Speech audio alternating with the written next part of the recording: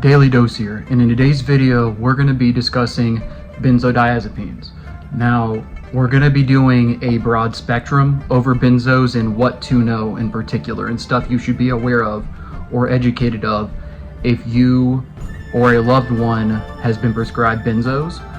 So this is just for educational purposes only. It's specifically, being a psych RN, things that I see in the psychiatric setting for patients who are prescribed them or even working on a high acuity unit, what some of the uses and indications are of it. But let's go ahead and specifically focus on, once again, need to know information for benzos. I'll leave at the very end of the video, I'll leave a video about what benzos are and more about them from more of from a biological perspective and how they affect your brain. But like and subscribe, let's jump right on into this, what you need to know about benzodiazepines. Alright, so first thing you need to know about benzos is the most common ones prescribed. Now let's start with Xanax, Klonopin, Ativan, other names lorazepam, clonazepam, alprazolam, or Xanax, my bad on the pronunciation of that. But these are the common ones that are prescribed. I know I butchered that name. I'm not gonna edit it out though. Anyway, so the thing to know about these, most important, is once again, these are some of the most common ones prescribed, first off. And also, in regards to being prescribed, some of these will be prescribed for short term, so for like 2 to 4 weeks. So for example, let's start with this. Let's say patient comes in, they having severe panic attacks. In the acute situation of that, in the inpatient setting, a lot of times they'll be given a PRN, Ativan, sometimes scheduled Klonopin. But a lot of times the frustrating thing that patients report is when they leave, a lot of times, like let's just throw Klonopin out there. Let's say they've been prescribed it as needed or scheduled twice a day. They leave, they send the prescription, which is typically covers about 14 days, and then they get mad if it's not refilled. Now, this is where it gets really important. Doctors should be educating you, and RNs, but if they're going to be prescribing you something like Klonopin, Xanax, Ativan, they should be educating you in regards to, hey, they should be very direct with, hey, this is going to be a short-term use while you're here, and I'll give you one script of 14 or whatnot, a couple weeks. They should be telling you that. Another situation will be if a patient comes in to the inpatient setting already prescribed something like this, and let's assume they didn't try to overdose or something on it, that will be continued while they're there. And when they leave, the doctor in the inpatient setting, a lot of times if they took that before coming in, the doctor won't prescribe that leaving. Now if they need a refill or whatnot, or let's say their provider outside of the inpatient setting, let's say there's a circumstance where they can't see their doctor for X amount of time, yeah, the inpatient psychiatric doctor will typically cover you for that amount of time. But that's a little bit of a rant on it. But first off, the doctor should once again be telling you short-term versus long-term use.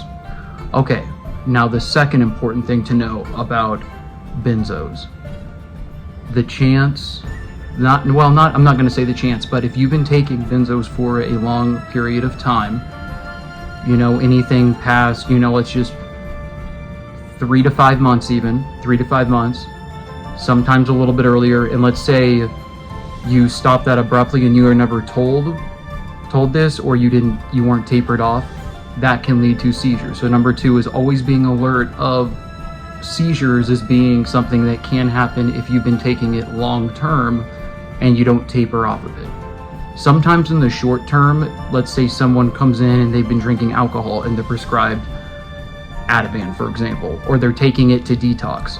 A lot of times in the inpatient setting, what I deal with primarily, I don't deal with 30-day rehabs. I deal with the inpatient side when they first come in, and then they leave about a week later to what their program is from there on.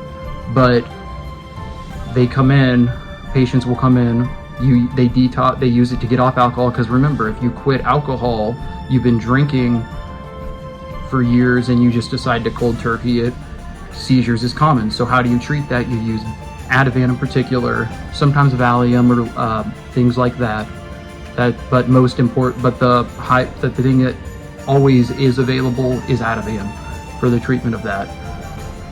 But they use that. They use their prescribed Ativan while they're in the inpatient setting, which prevents seizures. But then they leave a lot of times, and they're wanting. Let's say they weren't aware of this, but it's typically short term to get you through that initial alcohol detox, because once you get through that, a lot of times when you leave, the risk is becoming potentially addicted to benzos. So it's can be sometimes one problem after another, but I will say using Ativan in the short term for the alcohol detox is very common. And if you've been drinking for a long time and you just decide to stop all of a sudden, that is a risk, is seizures.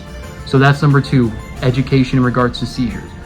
And finally, the third one I will be discussing, once again, can be pretty common and whatnot, but this goes to on my end, if a nurse is passing this medication to a patient, always educating, especially if it's a new medication, always educating them in regards to things such as sleepiness, tiredness, assessing blood pressure as well, because it can once again lower your blood pressure, lightheadedness, things of that nature, because and importantly hydration, because if somebody is dehydrated, they're not drinking plenty of water, and you're taking this medication, it can lead to I've seen some pretty severe dehydration because they're not keeping up with their water intake, and that causing falls, things of that nature.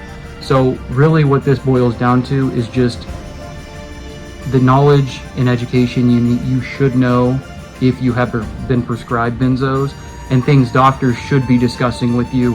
And if doctors aren't, they should be telling and letting the nurses know, hey, can you discuss this with the patient?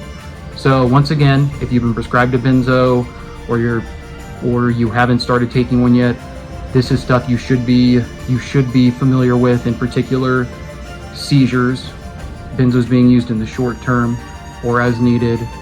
And finally, once again, just some common side effects from the medication. This is your daily dose of mental health. Like and subscribe. New video will be coming out soon. Check out my 365 days of running. I love you all.